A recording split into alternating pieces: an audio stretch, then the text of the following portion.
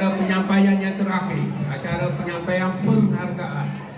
Okey, seperti mana yang kamu tahu, untuk sepanjang KOT bukan kita ni, kita ada pasukan helper.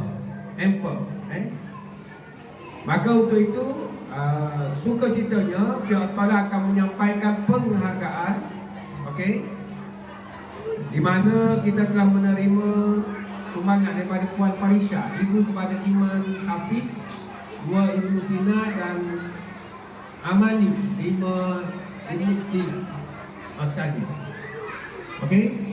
Dan dengar ni, mana-mana murid mulai tahun depan ni, mana-mana murid yang berminat menjadi helper, kita akan tapis dulu dengan mana ada disiplin.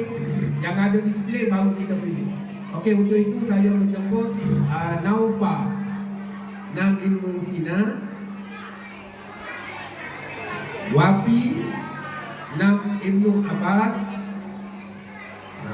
Pasukan helper dia akan terima insentif RM10 dan juga coklat tenaga, coki.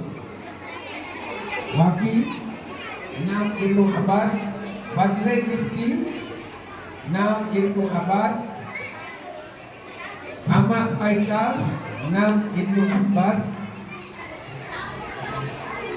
Kailik, 4 Ilmu Sina,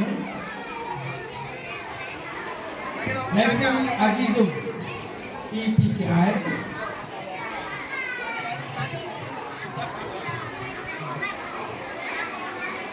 dan yang terakhir Haziq.